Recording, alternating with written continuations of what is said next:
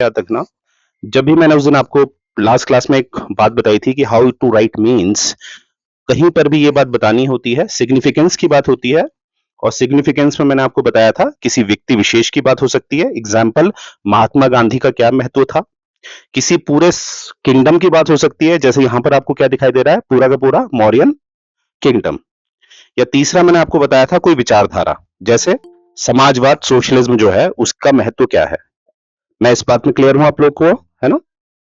ये बात हमने पहले भी डिस्कस कर ली है। यस, तो मैंने कहा था, मेरी आवाज आ रही है ना गाइस। तो मैंने कहा था कि जब भी ऐसा होगा, जब भी वो महत्व पूछा जाएगा, तो वहां पर आपने अलग अलग डायमेंशंस देखने हैं। ठीक है, तो सबसे पहले हमने मौर्यन में क्या देखा है, हमने मौर्यन में देखा है इनका जो राज्य को नियंत्रण करने का स्टेट कंट्रोल था वो बड़ा औसम था।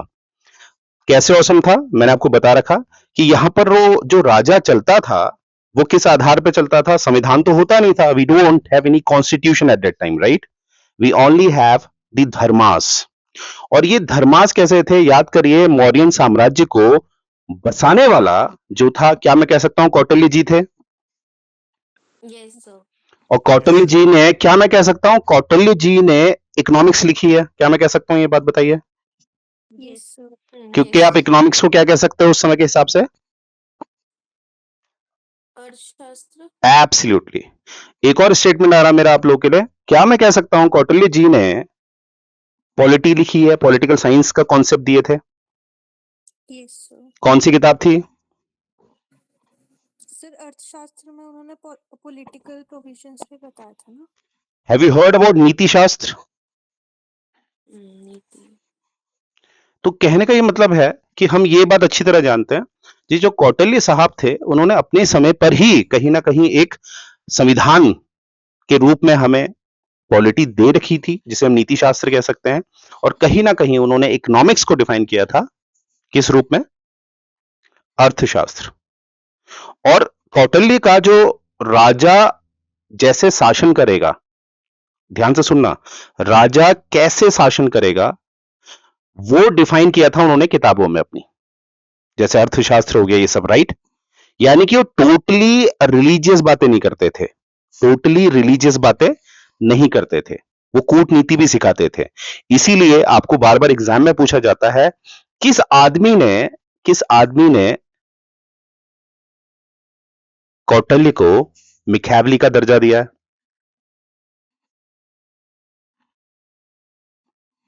पता है आपको इसका आंसर, पुराने जो पीएसआर वाले हैं बताइए। जवाहरलाल नेहरू। जवाहरलाल नेहरू जी ने भारत का मिखैवली किसे कहा है, कौटिल्य को। कौटिल्य को। तो आपने क्या समझना है यहां से, थोड़ा ध्यान से समझना है, क्या समझना है कि कौटिल्य ने अगर एक मौर्यन साम्राज्य बसाया, यानी कि नंदा डायनेस्टी को उखाड़ फेंका, तो इसके पीछे कारण क्या था कि उन्होंने अपना एक धर्मशास्त्र दिया था, जिसमें उन्होंने धर्म का सहारा लेकर अपनी फिलॉसफी दी थी। धर्म का सहारा लेकर क्या दी थी, अपनी फिलॉसफी। यस और नो, मेरी बात समझ में आ गई। सर ये लास्ट वाली लाइन दोबारा बताना। मैंने कहा कौटिल्य जो हैं उन्होंने धर्म पढ़कर अपना उसमें इंटरप्रिटेशन किया था, अपनी आइडियोलॉजी दी थी। आधार कहां से लिया था, धर्म से, क्योंकि वो खुद ब्राह्मण थे। यस और नो। Yes sir. यानी कि उनकी कूटनीति, उनकी पॉलिटी में उन्होंने आर्टिकल 18 को नहीं रखा। समझ रहे हो मेरा इशारा, उन्होंने आर्टिकल 17 को नहीं रखा, उन्होंने आर्टिकल 16 को नहीं रखा। मैंने क्या बोला, ध्यान से सुनेंगे, उन्होंने आर्टिकल 16 को नहीं रखा। आर्टिकल 16 क्या है, मेरिट की एम्प्लॉयमेंट, इक्वल अपॉर्चुनिटीज, है ना, मेरिट बेस पर उन्होंने नहीं रखा। इसका मतलब वो भी वर्ण प्रथा को सपोर्ट करते थे, क्योंकि आर्टिकल 16 किसके अगेंस्ट काम करता है, वर्ण प्रथा, कोई भी आ सकता है। आर्टिकल 17 को भी उन्होंने नहीं रखा, क्योंकि आर्टिकल 17 क्या करता है, अनटचेबिलिटी को। अनटचेबिलिटी, और आर्टिकल 18, टाइटल्स, क्योंकि वो भी कहते थे जो राज करेगा वो क्षत्रिय होना चाहिए। क्या, कौन होना चाहिए, क्षत्रिय होना चाहिए। और क्षत्रिय हमेशा एक ब्राह्मण के हिसाब से काम करना चाहिए। यस और नो, क्लियर है। तो इन शॉर्ट हमने क्या सीखा, इन शॉर्ट हमने ये सीखा कि जो आपका मौर्यन साम्राज्य चलता था उसमें जो राजा बड़ा होता था या धर्म बड़ा होता था, क्या बड़ा होता था?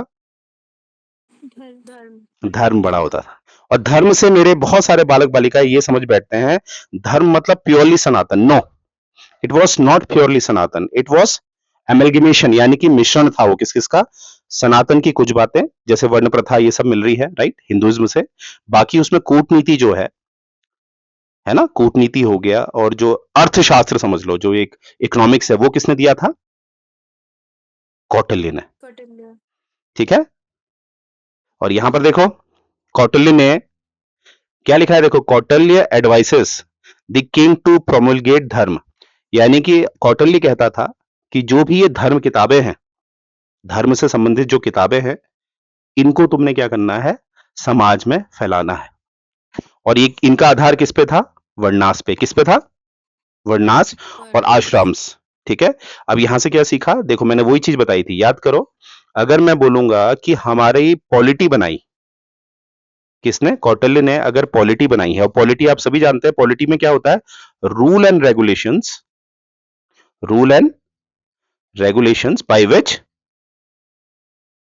Which state runs. क्या मैं कह सकता हूं पॉलिटी की डेफिनेशन है ये? यस सर वो नियम और वो विनियम जिसके द्वारा राज्य काम करता है, वो किसके अंतर्गत आता है? पॉलिटी के अंतर्गत। यस और नो?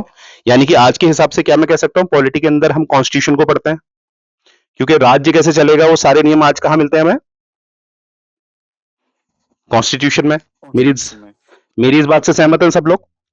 तो यहां पर क्या है कि जो हमारे चाणक्य साहब है या जो कौटिल्य साहब है, उन्होंने पॉलिटी दी थी, और उस समय पॉलिटी का आधार था धर्म। क्या आधार था? धर्म, ऑब्वियसली सनातन धर्म या हिंदुइज्म जिसमें वर्ण प्रथा की बात है, परंतु उन्होंने अपनी भी इसमें आइडियोलॉजी डाली थी, अपनी भी विचारधारा डाली थी। ठीक है, इसीलिए उन्होंने क्या दिया था? हमारे कौटिल्य के लिए क्या फेमस है?